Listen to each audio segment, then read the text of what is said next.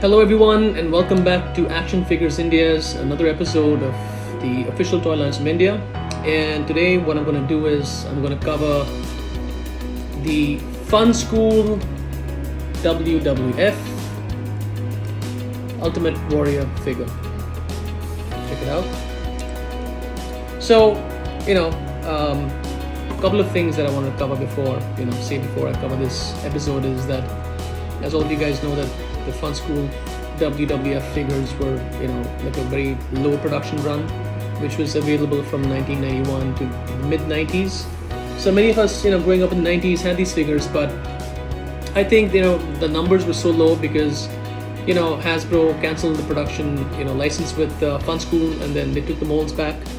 It wasn't very popular. For some reason, kids in India grew up watching the WWF, we loved it. But the vintage figures back then, these ones, it didn't sell very well. It wasn't, doing good business also. So then they cut short the production. So these figures nowadays are very less in numbers and it's really hard to find. So today I'm gonna, cover the Funskool Ultimate Warrior. Okay, so right off the bat, to tell you how different the Funskool Warrior is from the Hasbro Warrior, I need to pose beside the Hasbro one. So, the difference, as you can see, is pretty evident. Can you see how different the color of the Funskool one is from the Hasbro one? The skin color, much lighter shade. Also the head color, it's so much different than the Hasbro one. And some of the telltale signs is the Hasbro one, for example, these designs on the shorts, the red and the green, and the bands as well on the hands and on the legs, it's almost like it's really light. It's almost fluorescent in color. You see that? You see this? And now check out the difference with the Funskool India one. It's a darker red, darker green, not as fluorescent as the Funskool one. See the difference? And the skin tone is different. The hair is different color. The face, the head is different color. Check out the shorts on the back as well. So it's got a more full solid shade, the Funskool one. And other than that, as you guys know, the Funskool plastic is of a little lesser inferior quality than the Hasbro one. And it's got this creaky sound when you move it, so which the Hasbro one it doesn't have, it's stiff.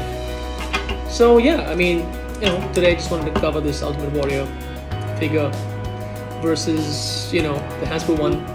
So also another thing is the Ultimate Warrior, by the way, used to be one of my favorite wrestlers back in the day.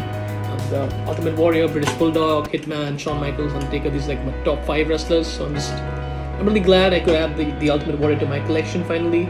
I've been looking for it for a long time and I'm just glad I got it. So I wanted to cover this, just a small episode on this one. And yeah, so there you have it, the Funskool WWF Ultimate Warrior figure. Check it out.